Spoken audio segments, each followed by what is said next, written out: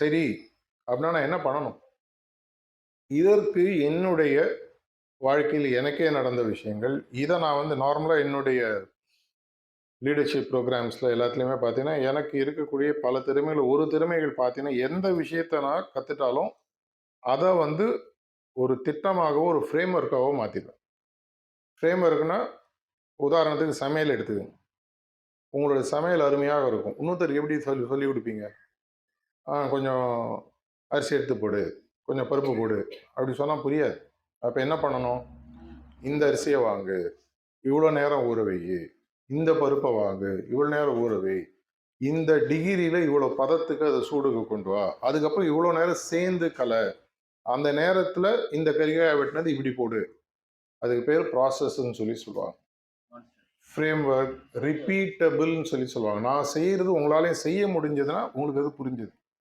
செய்கிறீங்களா இல்லையா அது உங்கள் இஷ்டம். இல்லைங்க, அவர் சொன்னது அவர் எப்படி செஞ்சாருன்றது சொல்லிட்டாரு. அதை என்னால் செய்ய முடியும், எனக்கு புரிஞ்சிச்சு. நான் இப்போ உங்களுக்கு சொல்கிறத எந்த விதமான மாற்று கருத்தும் இல்லாமல், எந்த விதமான தொய்வும் இல்லாமல் முன்னூத்திட்டு போய் நீங்கள் சொல்ல முடியணும். தியரிட்டிக்கலாகாது. அப்போ உங்களுக்கு முழுசாக இறங்கி எடுத்துன்னு அர்த்தம். சமையல் அம்மா பொண்ணுக்கு சொல்லி கொடுக்குறாங்க. முதல் நாளே நல்லா சமைக்க மாட்டாங்க. எப்படி சமைக்கணுன்றது மெதுவாக அந்த நாலேஜ் இறங்கும். அது ஒரு 3 மாதமோ 6 மாதமோ 1 வருஷமோ அதுக்கப்புறம் பார்த்தீங்கன்னா அம்மாவோட பெட்டராக சமைக்கிறவங்கலாம் இருக்காங்க இல்லையா? அதே மாதிரி பையன் அப்பாவோட நல்ல வாழ்க்கையில் வந்தவனு இருக்கு. அப்பா பார்க்குறான், கற்றுக்கிறான், அந்த மாதிரி. அந்த மாதிரி சில விஷயங்களை இன்னைக்கு முதல்ல சொல்லணும். அப்படின்னா தொடர்ச்சியாக என்னுடைய முழு திறமைகளை உலகத்திற்கு முதலில் எனக்கு புரிய வைத்து உலகத்திற்கு புரிய வைப்பதற்கு எனக்கு இருக்கக்கூடிய முதல் அசட் என்ன? இந்த பல இடங்களில் தியானத்தில் நம்ம சொல்லிடுவோம், ஆனால் நம்ம ப்ராக்டிஸ் பண்ணுறது இல்லை. லெட் தேர் பி கிரியேஷன் அப்படின்னு சொல்லி கடவுளுடைய முதல் எண்ணத்தில் இந்த பிரபஞ்சம் உருவானதாக சொல்கிறாங்க. ஆன்மீகத்தில் பார்த்தீங்கன்னா அதிர்வலைகள், ஷோ, இல்லைன்னா அந்த ஸ்டிர் அப்படின்னு சொல்லி சொல்லுவாங்க. ஸோ நம்மளுடைய இதில் பொருளாதார வாழ்க்கையிலையோ லௌகீக வாழ்க்கையிலையோ மாஸ்டருடைய பணியை செய்யும் பொழுதோ முதலில் உங்களுக்கு இருக்கக்கூடிய முதல் அசெட் அப்படின்னு சொல்லி பார்த்தீங்கன்னா உங்களுடைய எண்ண சக்தி. தியானம் என்பது என்னன்றது நம்ம அத்தனை பேருக்கும் டார்ச் அடிச்சு காமிச்சிருக்கோம். தியானம் என்பது பல டெஃபினேஷன் இருந்தாலும் முக்கியமாக பள்ளிகளிலும் கல்லூரிகளிலும் பேசும்போது நம்ம சொல்லக்கூடிய விஷயம் தொடர்ச்சியாக ஒரு விஷயத்தை பற்றி எண்ணி இருப்பது தியானம். என்னுடைய எண்ணம் ஒரே விஷயத்துல நிலைச்சிருக்கோம்.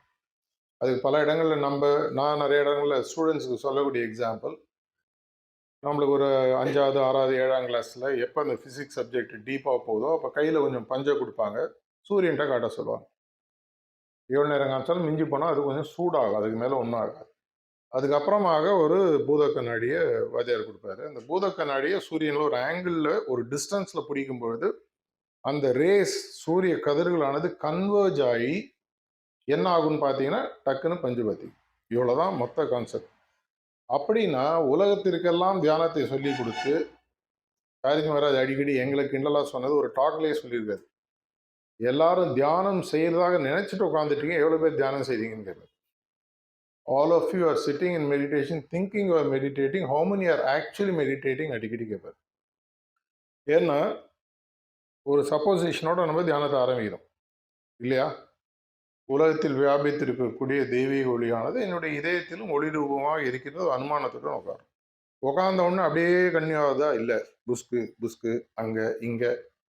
அப்போ என்ன ஆச்சு? எவ்வளோ வருஷம் பண்ணி என்னுடைய எண்ணம் என்னுடைய கண்ட்ரோலில் என்னுடைய ஒரு பிடிப்பில் வரல.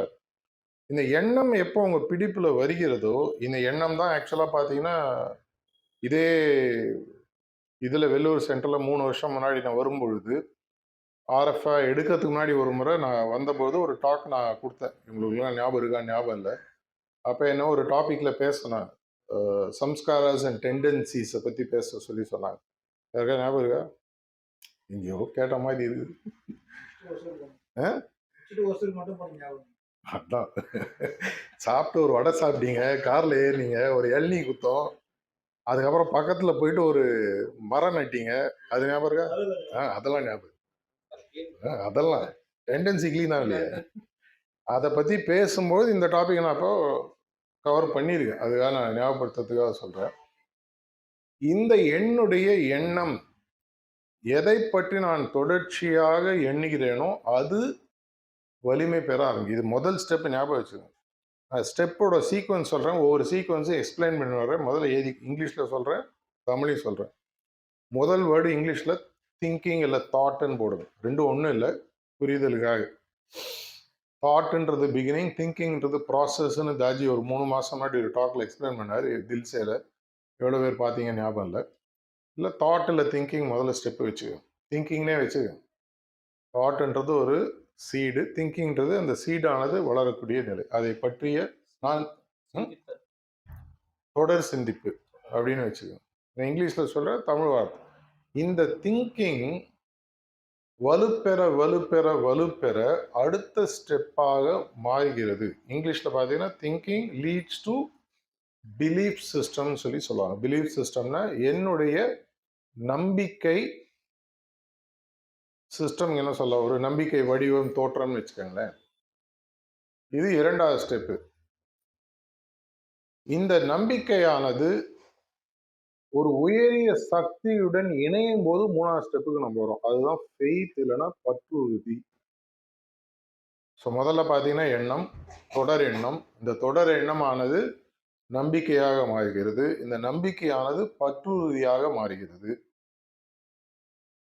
ஆனா இது வரைக்கும் இந்த பற்றுறுதியானது செயலாக மாறவில்லை. இல்லை, உடனே தெரியும் ஆக்ஷன் போடுவீங்க, ஆக்ஷன் கிடையாது. எப்பொழுது இந்த பற்றுறுதியானது செயலாக மாறுகிறதுன்றதுல தான் முக்கியமான விஷயம். இதை தான் நான் இன்னொரு இடத்துல நான் சேர்க்க போறேன். கான்ஸ்டன்ட் ரிமெம்பரன்ஸும் மெடிடேட்டிவ் ஸ்டேட்டும் ஒன்னா வேற வேறையா? அடுத்த கேள்வி எழுதிங்க, பதில் சொல்லுவாங்க. அநேகமாக தவறாக பதில் எழுதிங்க, பரவாயில்ல எழுதிங்க. ஓகேன்னா தப்பா தான் எழுத போறீங்களா? இன்னும் நிறைய ஷீட் கொடுத்துருக்காங்க, திறந்து 100 பேஜில் எழுதுங்க.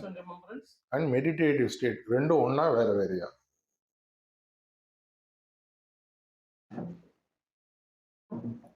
இது எழுதிக்கங்க. இதனுடைய பதில் நான் அதை சொல்லும் போது உங்களுக்கு புரியும்.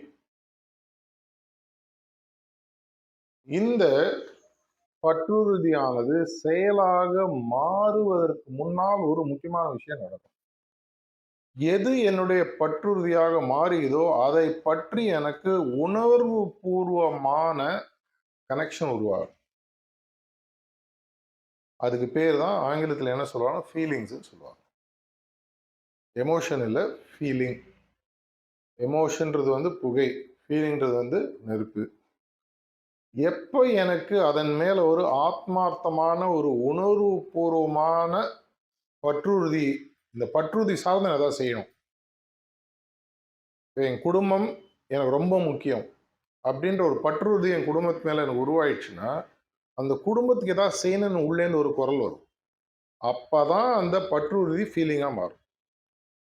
அந்த ஃபீலிங்கா மாறும் பொழுதுதான் சயின்டிஃபிக்கா கண்டுபிடிச்சிருக்காங்க செயலாக மாறும். ஒரு உதாரணத்துக்கு, ஒரு ரோட்ல நீங்க நடக்கிறீங்க, உங்க வீட்டில் உங்க பையனோ உங்க பொண்ணோ உங்க ரிலேஷன் யாரோ உங்க கூட நடக்கிறாங்க.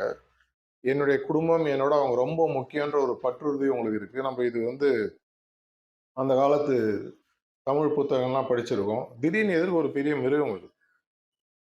தனியாக உங்களால் அந்த மிருகத்தை ஒன்றுமே பண்ணிக்க முடியும். ஆனால் திடீர்னு அந்த மிருகம் அவங்க கூட வர அந்த உறவினரை அட்டாக் பண்ண வருது. இன்ஸ்டிங்டிவாக நீங்கள் என்ன பண்ணுவீங்க? ஜம்ப் பண்ணி நிறுத்தி எதா பண்ணுவீங்க. எதனால? அந்த ஃபீலிங் தான் உங்களுக்கு அந்த பற்றுறுதி ஃபீலிங்காக மாறும் பொழுது ஆக்ஷனாக மாறும். இந்த இடத்துல தான் அபியாசிகளும் ப்ரிசெப்டரும் ஃபங்க்ஷனரிஸும் ஆல்மோஸ்ட் அங்கே நின்றுடுறாங்க. ஏன்னா அவங்களுக்கு அந்த பற்றுறுதியானது உணர்வுகளுடன் சேரக்கூடிய விஷயமா அவங்க இன்னும் பார்க்கல. ஏன்னா இன்னும் அவங்க உணர்வு பூர்வமாக அந்த ரோல் அவங்க இன்னும் இறங்கல, மேம்போக்காக இருக்கும். இதனால தான் தாஜி அடிக்கடி சொல்லக்கூடிய விஷயம், 90-95% ப்ரிசெப்டர்ஸும் ஃபங்க்ஷனரிஸும் ஏனோ தானோ இருக்கு. அவங்கள சுற்றி குறையில்லை, ஏன்னா அவங்க யாரும் சொல்லித்தரல. ஆத்மார்த்தமாக இதை பற்றி நான் போன வாரம் பெங்களூரில் பேசினேன். அந்த டாக் இங்கிலீஷில் நிறைய இடத்துல கொடுத்துருக்கேன். உங்களால் முடிஞ்சுன்னா கேளுங்க. இதை நான்